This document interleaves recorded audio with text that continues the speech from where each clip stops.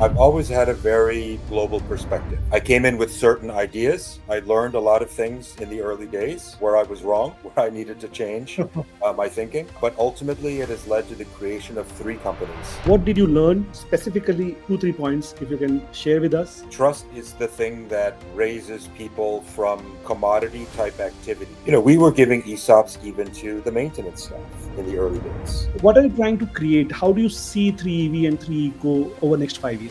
The goal from day one was to build a team in order to work together that is able to commit to this shared vision. Why did you choose both the business wherein it's really difficult to build 2 businesses at a time? Mapping out the entire value chain from knowing what kind of vehicle to make and then knowing how to build a business to use that vehicle that can become profitable. That required a lot of sharing of information and coordination between the OEM and then the service provider. What we set out to do in the beginning at 3ev Industries was not to sell products, but to sell solutions.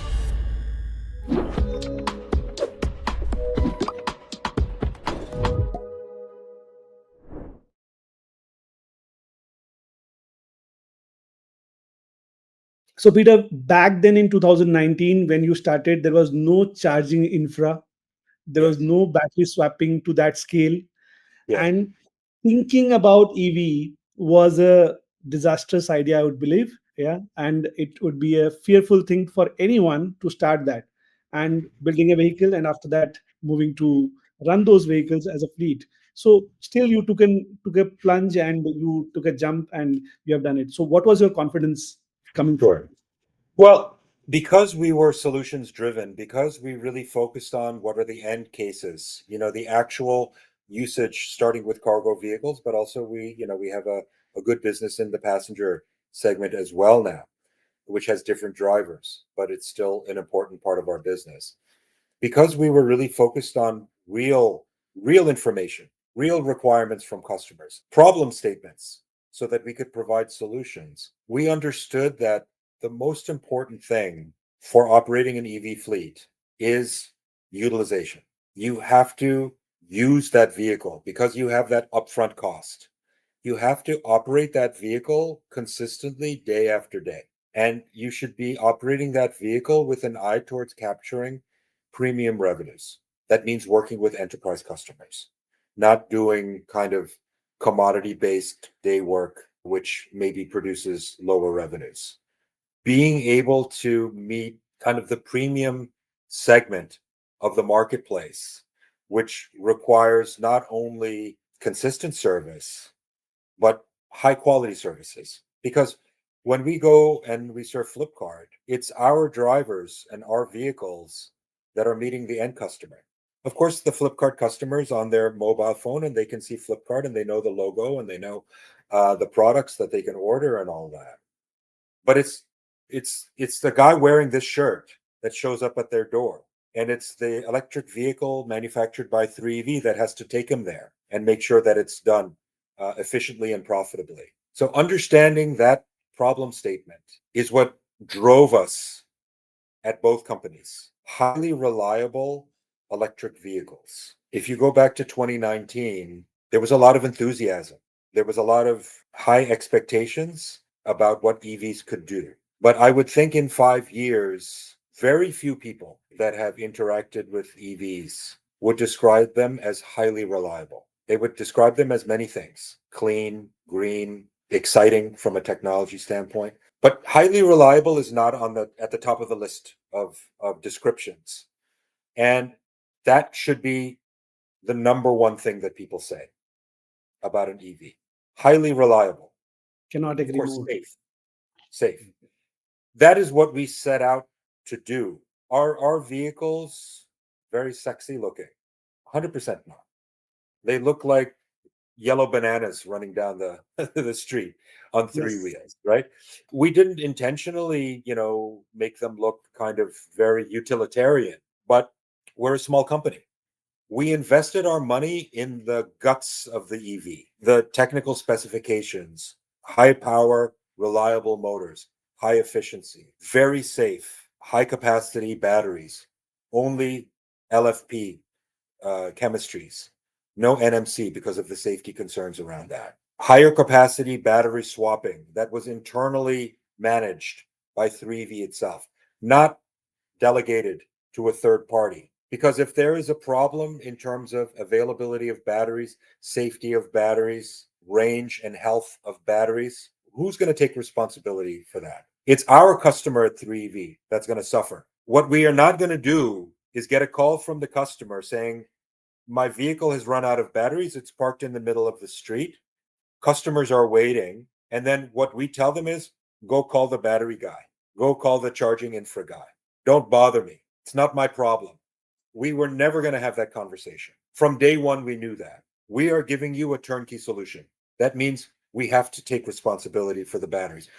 We have to select the safe batteries. We have to work with the OEMs. We worked with a small group of OEMs going back 5-6 years now, where the off-the-shelf batteries that they were manufacturing, and you know this firsthand because we spoke years back, they did not suit our requirements. We required those batteries to be redesigned and engineered to our specifications, not only from a capacity standpoint and a safety standpoint, but also from an efficiency, from a size, so that we could use it within our platform of battery as a service, where we do swapping at specific depots, not on the fly, not self-serve. If you look back at when automobiles running on petrol became a really mass market thing, roughly 100, 110 years ago, you did not go to the filling station and put your own fuel in.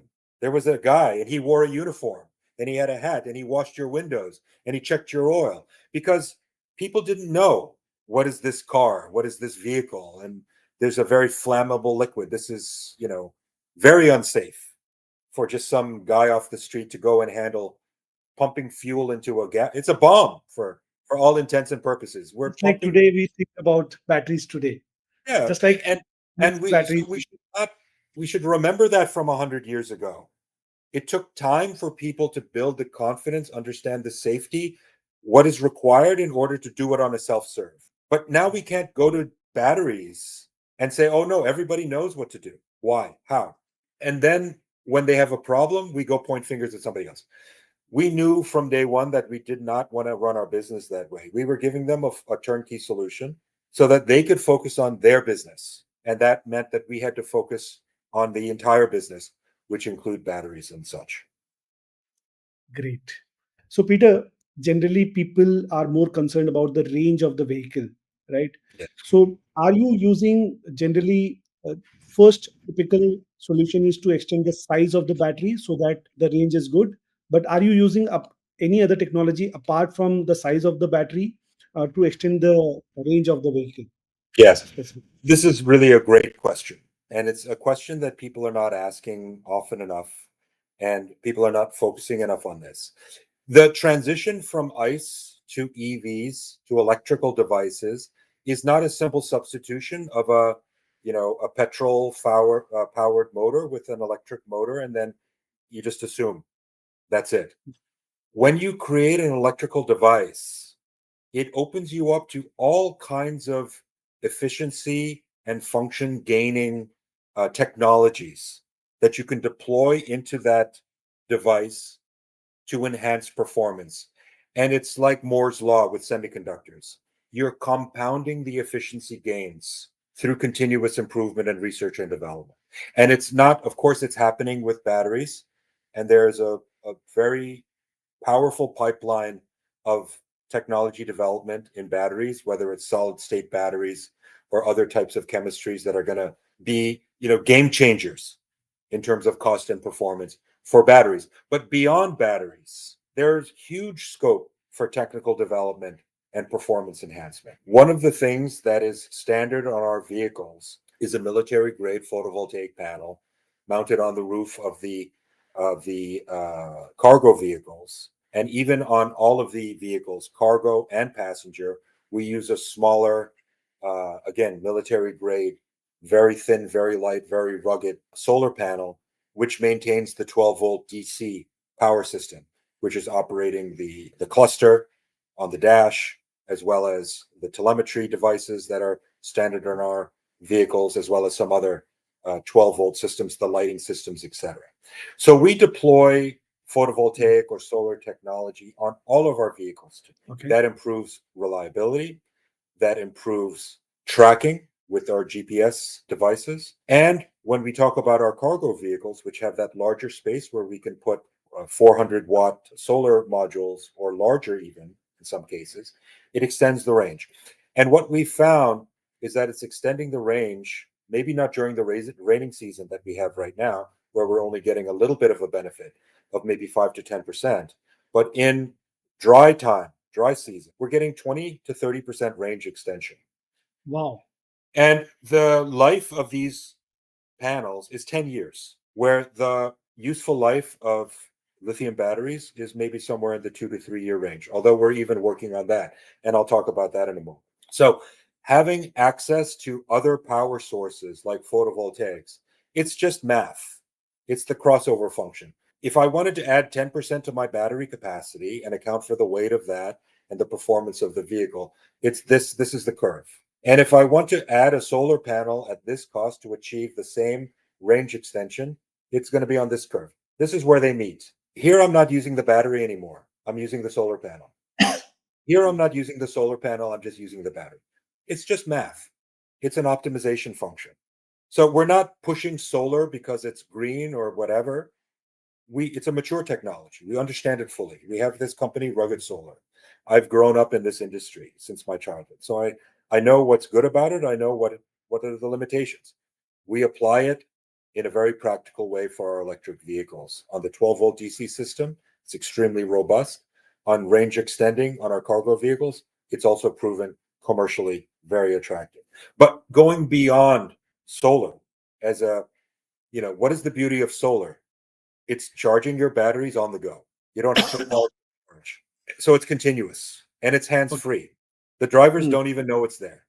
They're just Okay. driving the vehicles and it's giving power when the sun is out. But what else are we doing? One of the most exciting things in 3ev is our R&D pipeline in regenerative braking. And this again goes to the close partnerships, technical partnerships, multi-year technical partnerships that we've built with our vendors, including our motor manufacturers, motor controller manufacturers, battery manufacturers, and battery BMS, battery management system manufacturers and vendors, as well as our own systems integration engineers internally and in partnership with Rugged Solar, where we have a good team of power electronics engineers.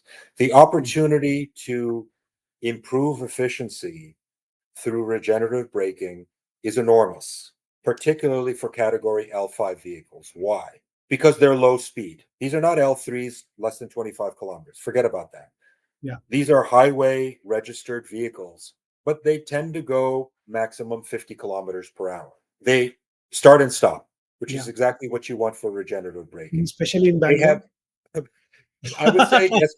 People love to pick on Bangalore, but it's not just Bangalore, right? We Yeah. see it everywhere, and the rate of urbanization in India is not going to stop. So the congestion, the services, the incomes are increasing. The demand for local transportation services, it's not stopping, and we're not going backwards anytime soon. So the starting and the stopping, the heavy payloads, which captures or represents a high level of kinetic energy that can be recaptured upon braking, right? You Mhm. have to spend that energy to get that heavy payload moving. When you are braking conventionally, you're just giving it up as heat. And meanwhile, you're also wearing out your brake pads, your brake Great. discs, and your brake shoes, which is just complete waste. If you can capture more and more and more of that kinetic energy or that potential energy in the form of regenerative braking through a sophisticated electrical system, not only are you saving on your parts of brakes, giving it up to heat, which is just a waste in the environment, you're extending your range and you are saving money and you are able to do more services and more work for less.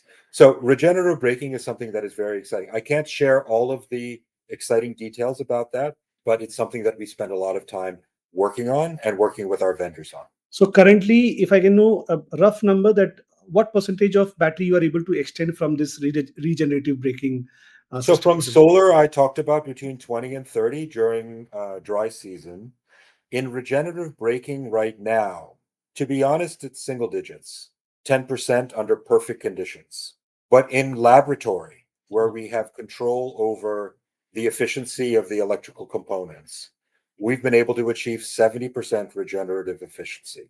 Right now, 70, 7%, 20%? 70%, Oh my God. 70%.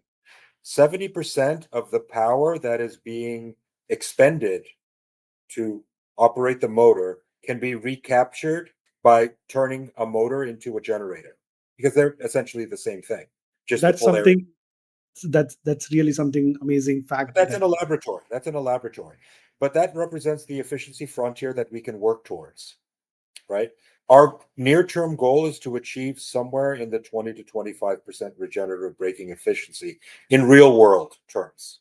That means when you have the solar system and you have, we don't have it commercialized yet, but what is coming as our regenerative braking solution, expect to get a 50% increase in range. Now, when we EV manufacturers love to talk about kind of kilometers per watt, kilometers per kilowatt. So a standard battery pack on one of our vehicles is going to be 10 kilowatt hours, yeah. right? Which we're all, and I'm using that because the math is simple. And on a fully loaded vehicle, meaning in real world terms, not an empty vehicle running on flat roads, but on a vehicle that's loaded with minimum 450 kgs, running on mixed terrain, going on flyovers, going through, bumpy roads where the efficiency is less. Going in real world, because we have 6 years of experience now running these vehicles, we are routinely getting 120 kilometers of range. That's 12 kilometers per, Per kilo. yeah, per kilowatt, Yeah. right? When you look at OEMs like Tesla or Volkswagen or others, Chinese manufacturers, of course, these are highway going, high speed vehicles. But if they can get 4 to 6 kilometers per kilowatt, that's good for them. We are outperforming by a factor of 2 to 1 what these multi-billion-dollar multinational companies are achieving. But again, they're going 100, 120 kilometers per hour on highway. You lose a lot of efficiency that way. So I'm not saying we're better than them. Of course, they're better than us, technologically, everything. But that's the beauty of the three-wheeler in India. It only goes 50 kilometers. It starts and stops. When you're driving on the highway, how many times do you touch the brakes? Maybe in India, you touch the brakes a lot, but in Europe, US, you can go for a long time without touching the brakes. So there's no regen ability there. In India, we're touching the brakes every few seconds, Yeah. right? Getting that efficiency and capturing that, using the solar panels, right? It's already giving us industry leading efficiency of 12 kilometers per kilowatt. And we're going to improve on that going forward. Now, just to be more clear, I want to understand: does 3EV manufactures vehicles only for 3eco, or you manufacture vehicles for others also? We manufacture vehicles for any customer, but those customers have to commit to the full turnkey solution that we're giving. Battery as a service, aftermarket maintenance and service contract, which they have to pay for, right? We give a 5-year warranty.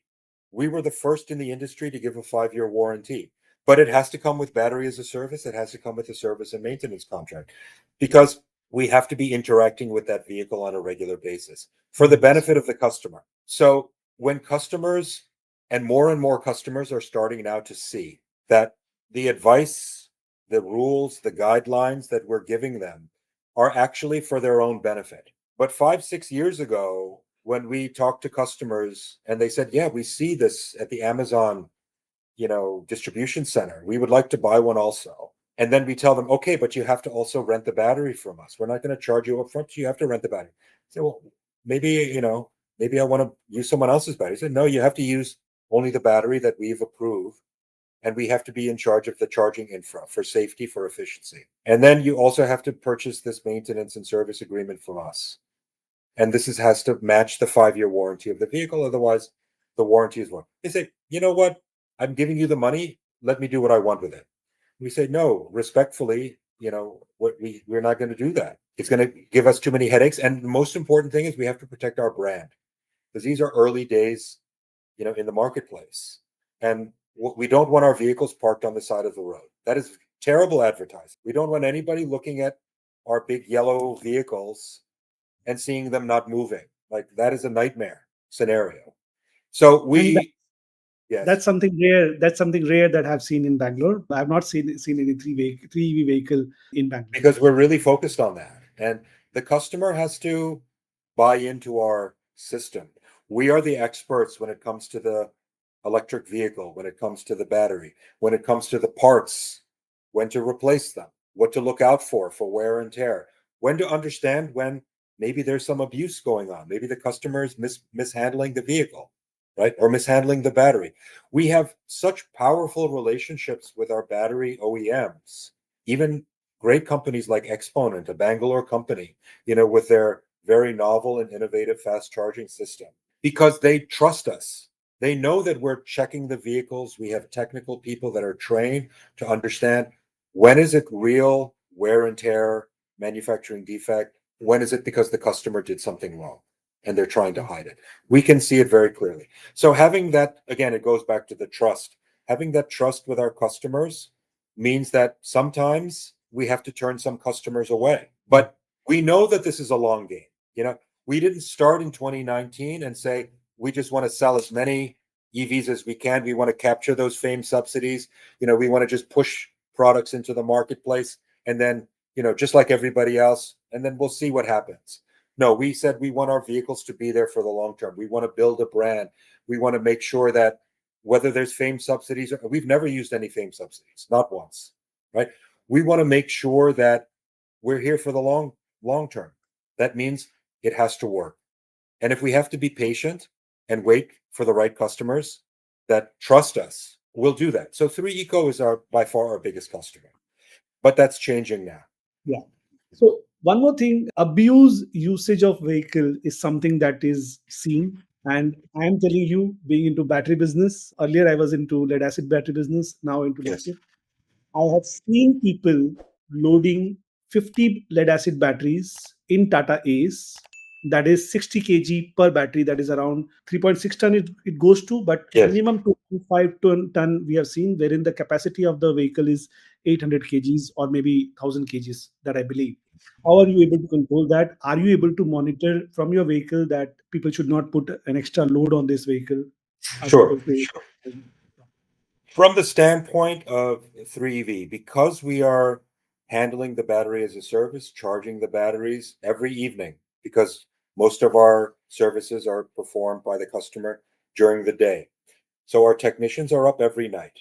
We're a 24/7 company. We're seeing the vehicle. We can see stress points. We can see obvious signs of abuse. We also have diagnostics. We can see when there is overcurrent protection being triggered in the BMS, where the high current, let's say that the maximum current is 150 amps that is supposed to be coming out of the battery to supply the motor with power.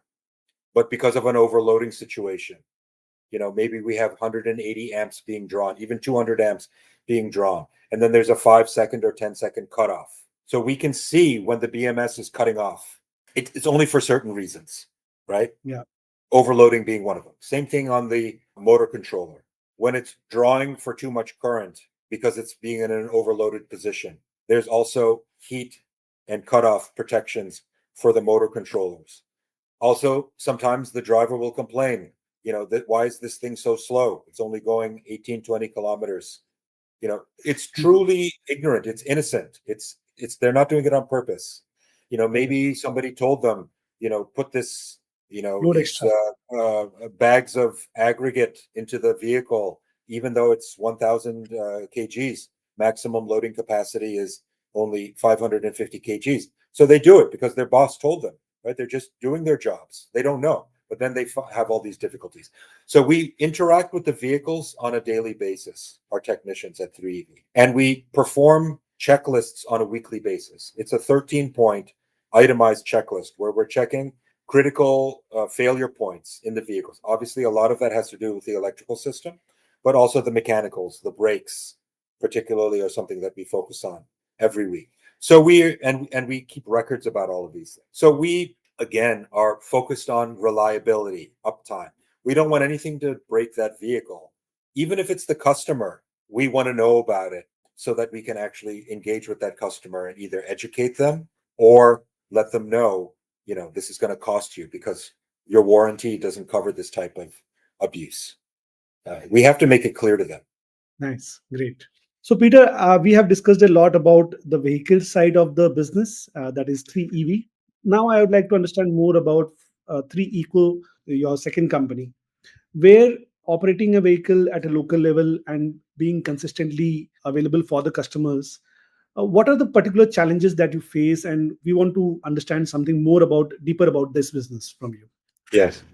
Yes, thank you for that. That's a very important question. And you're right. We've talked a lot about 3EV. So when we're at 3 ecosystems where we procure almost all of our vehicles from 3EV, not all of them, but almost all of them today, we have a very high level of trust and confidence that those vehicles are going to perform, that they're going to be reliable, exactly what we've talked about.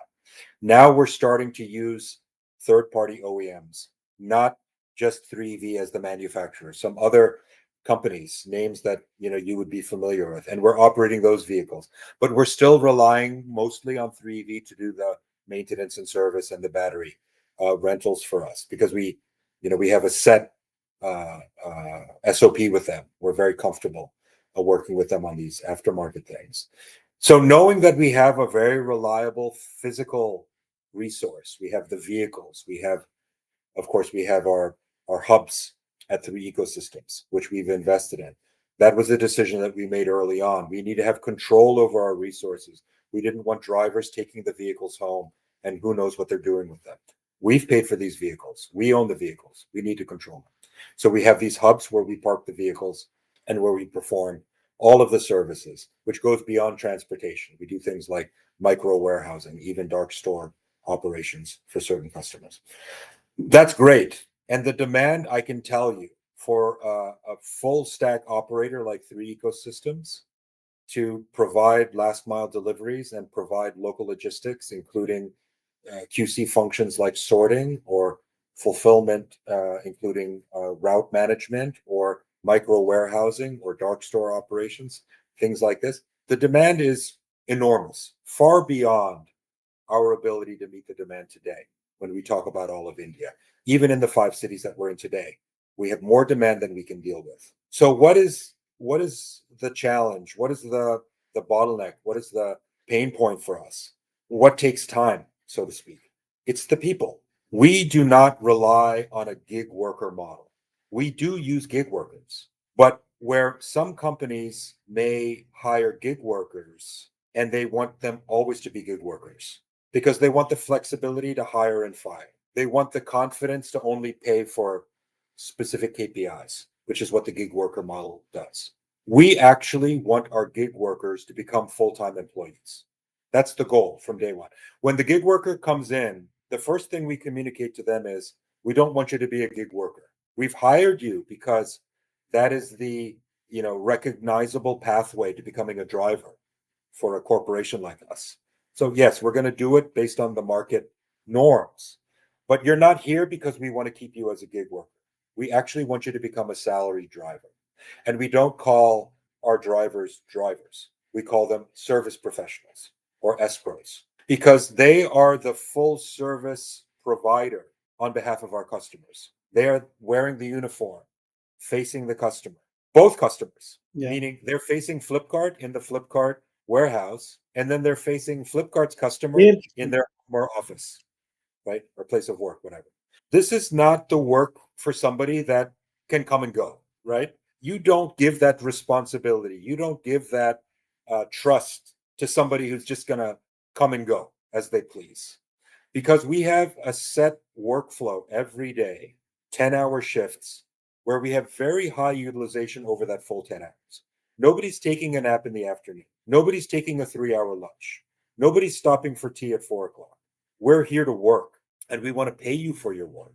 We not only want to pay you a salary, a very competitive salary that you can count on today, tomorrow, next week, next month, next year. We're going to pay you health insurance, you and your family. We're going to pay you for sick days because people get sick, and you shouldn't be stressed out just because you have a health issue. We're going to pay you for scheduled leave when it's approved, Mhm. because people need time off. They should be treated with dignity and trusted that way.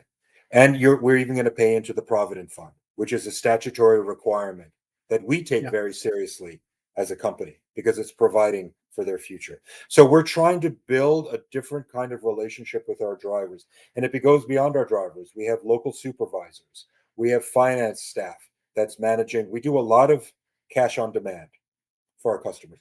We are entrusted by our enterprise customers to handle lakhs and lakhs of cash on a daily basis. I'm not talking about corporate, I'm talking about at individual hubs, lakhs and lakhs of cash.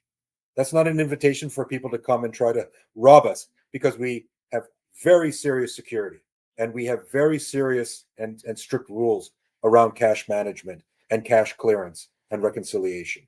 But it's that kind of, again, trust, that kind of discipline, that kind of loyalty that is required for our staff to do their jobs properly. It is a culture that is built from the top down, but it has to be implemented from the bottom up. So selecting people that are trustworthy, that understand that we are not offering a job, we are not offering day work. This is not a gig model. We are offering a career.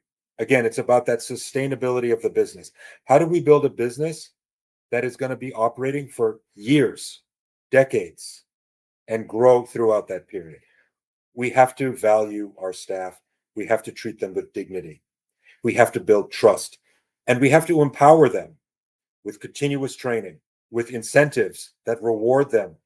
As they make more money for the company, they will also make more money for themselves. Alignment of incentives. These are many of the things about 3 ecosystems where we are innovating new models. We are not trying to just copy what is being done in the marketplace, because we don't see that as long term and sustainable. Where we are trying to grow a business where we have alignment and that win win mentality that we talk about with our customers, we want that to be with our own team first and foremost. They have to believe that they're going to win with us over the long term. Amazing. So, Peter, I want to understand first that how do you see electric vehicle market in next 5 years? What kind of vehicles will be running on the roads in next 5 years? What kind of charging infrastructure will be there? What kind of batteries will be there? What is your vision about 2030, 31 kind of? Sure. India is not my original home, but it's definitely my home in my heart and in my mind and in my business. Lovely. I've made a huge commitment financially and professionally to India's future, and particularly the EV industry. So it's very important. I think about it all the time. From the standpoint of a stakeholder in India, maybe I'm not a citizen, but I'm definitely a stakeholder. Energy security is probably close to the top. Of course, overall security is a very important issue for any country. But for India, which is reliant on energy imports, fossil fuel imports, energy security is a critical policy priority, and it impacts everyone in daily lives. And it particularly is felt for companies like 3 ecosystems, which is a vehicle operator. And most of our competitors are burning diesel or maybe CNG. And we are able to operate our vehicles as electric vehicles. Of course, there may be some fossil fuels that are consumed in order to produce the electricity, but it's done at a much more efficient level. And so the operating cost of our vehicles is structurally much better than for fossil fuel petrol burning vehicles. Right. And when I think about this in terms of the overall country and society, when I think about how do we move towards greater energy security as a country, as a nation, as a society, even going beyond India and think about it globally, how do we get out of a cycle of endless wars in certain parts of the world and trade conflicts which are destructive to the harmonious cooperation between nations? We've seen that very recently, just in the headlines over the last couple of days when it comes to energy trading and tariffs and things like that. How do we get away from all that, which is destructive and putting us backwards? Well, the future really is in electricity as the most efficient, as the cleanest, as the most flexible energy source. And so it's not just about EVs being good for the environment from the standpoint of pollution, particulate matter in the air. or noise pollution, which is also important. Reducing that stress level that the noisiness is putting on us as a society. When you have a quiet EV, it's relaxing as a passenger. Many of our passengers and our passenger vehicles, one of the things they like about it is it's not so noisy. It's calming, it's relaxing when you're Yeah. dealing with a chaotic environment around you, and then you enter into this relatively more quiet vehicle.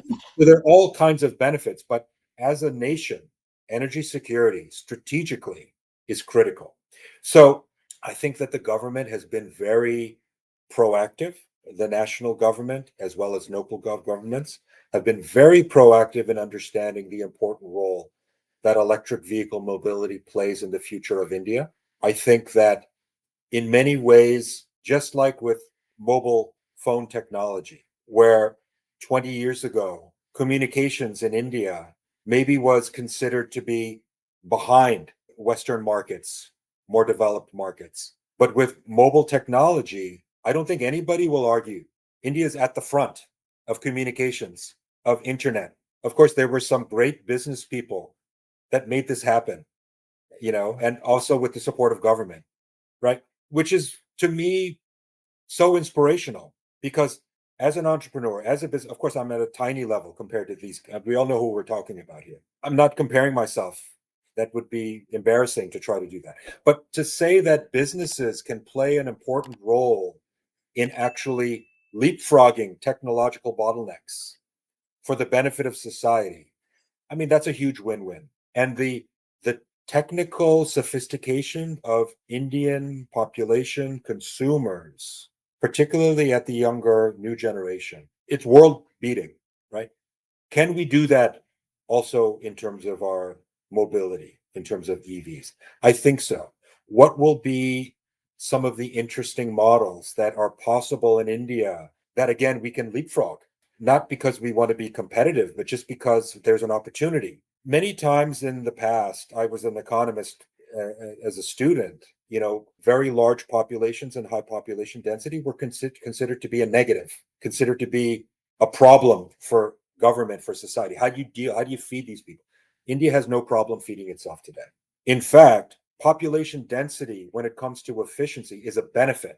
Having large cities with a population of 1 crore, 2 crore people in them, which India has, that doesn't exist in the United States. That doesn't exist in Europe, right? Having large numbers of people living close to each other, that's not a negative. That allows you to employ technology in ways that provides much higher efficiency so that businesses can actually make money serving relatively small geographical areas because they have so many customers. And why can I say this confidently? Well, because we're actually living that at 3 ecosystems. What else? Well, there's another country. Sometimes we don't like to talk about it because we see it as a threat in India. But in China, it's the other country with 1.4 billion people. There's only two on the planet, Yeah. right? India is one. We don't have to be naive about what is the competitive position of China and India and understand that there are always going to be some competitive tensions there. But we can still learn something, right? I mean, China has learned so much from India. I mean, what is the origin of Buddhism after all? Well, it's India, Mm. right? Yeah. They're not ashamed of this fact. It is a national religion all around East Asia, including Japan and Korea. The shared history is there. In the modern setting, how China has used new technologies, renewable energies, battery technologies, electric vehicles, information technology. They have almost as many software engineers as India does, but India is still the leader, right? These are areas where we can build new businesses and do that same thing that the mobile phone did, because we know that the population and the sophistication is there, the education is there, the middle class consumers are there, the age of the population is young and optimistic and looking confidently into the future. Everything is there. And so when I think about what is going to happen with EVs, we're going to have at this stage dedicated infrastructure like what we have, batteries and charging system, because you have to have high utilization rates for that. We're going to have electric vehicles that are purpose built. I mean, they're built for specific end work. Right now, we're talking about premium local logistics services. We're going to have, international companies coming to India to try to build an EV marketplace. And some have succeeded and others are struggling. Recently, Tesla is trying to come to India. I'm not going to sit here and make a prediction about how that's going to go. I don't have a feeling one way or the other. But when we talk about the EV industry, we have very strong domestic consumer four-wheel EV manufacturers like Tata and others that are succeeding in the marketplace. We have some very well-run overseas companies, particularly from Korea, that are making terrific vehicles at great price points that are very suitable for the Indian consumer. And the charging infrastructure is going to grow from there at the consumer level. We have other companies, some out of China, their price points seem a little bit off to me when I compare them to domestic and Korean manufacturers. We have other Chinese companies that are focusing more on the larger enterprise level, like trucks and buses, that have built good market acceptance in India. It's a process. The government has done its level best to set targets, to set priorities, to state very clearly that EV is a technology that India wants to not only use, but become a leader in. And I think by 2030, it will be a success. Great. It takes entrepreneurs, it takes companies that have the patience and the discipline to deal with the real problems in the marketplace in order to make that happen. I really hope that 3 Ecosystems, 3EV Industries is part of that process. That's really, when we look back 5 years from now, that's really what I'm hoping that we can say, that we were part of that process. Peter, I have got a few people in my audience who want to partner with 3V, 3Eco in some way. What is the right way? Can you shortly or quickly give a brief that if they have an opportunity to partner with you in Yes. some? Partnerships are where we all started. We had this concept of a partner ecosystem because at the beginning in 2019, when we started 3EV Industries, there was so much information about batteries, about electric vehicles, about charging infrastructure. Nobody was telling the same story. Nobody had the same data sheet specifications, right? There wasn't clarity. So, and if you did it just based on a purchase order or an invoice, arm's length, many times what you thought you were getting is not what you got. What you thought you were giving, that's not what you got paid for. So there was a lot of controversy, misunderstanding, and friction in the marketplace. Friction is expensive. Friction is inefficient. Friction is waste. So a partner ecosystem brings together people where the first conversation is, okay, we're going to put a perimeter around us. We're on the inside. Inside, this is a safe space. Inside, we can speak our minds. Inside, we can build trust and tell the truth. If we have technical challenges, let's solve them together. If we have commercial requirements, let's negotiate them in good faith, in a win-win format. Let's not try to pick each other's pockets. Let's not try to point fingers and blame each other. Let's work constructively. That is how we began, because we began, I'm not such a wealthy person. I've done okay in life, but I started 3 companies largely off my own personal balance sheet. I'm not such a big guy that I can do that without, partnering with people that share the same values and the same vision. So partnering was always very important at the beginning. That continues to be a critical part of our DNA. So we always encourage people. In fact, when people come to us, even in the case of you coming with this podcast concept, we've been approached by others who want to do interviews. First of all, we never pay for press, right? Because I don't think that's honest. Secondly, we only engage and communicate in terms of outreach and communications with people that we trust, that are going to represent us fairly. We're not perfect. We don't have all the answers, but give us a fair shake. And we had that level of confidence with you. And we also believe in your mission, the way that you've described it, to sort of capture the growth and the development of this very important industry. So we always look for that common ground with any counterparty that we engage with, vendors, other stakeholders, shareholders, lenders, banks that we're dealing with, of course, our customers, our regulars. We're always looking for constructive engagement and some form of partnership. So to the extent that there are individuals or companies or entities out there that are looking for a real partnership, a long-term relationship where we can both benefit and just do it very openly. We're not haggling. We're not, negotiating over bananas on the side of the road. This is a Yeah, business. As long as we can have mutual respect and understand that everybody needs to make money, everybody needs to build their own businesses. It's not a one-sided conversation. Let's respect each other.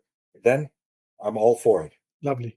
So, do you have any dealership or distribution kind of model also right now for your vehicles? At 3V, we have done a direct sale model only, so factory to buyer, factory D2C. to the customer.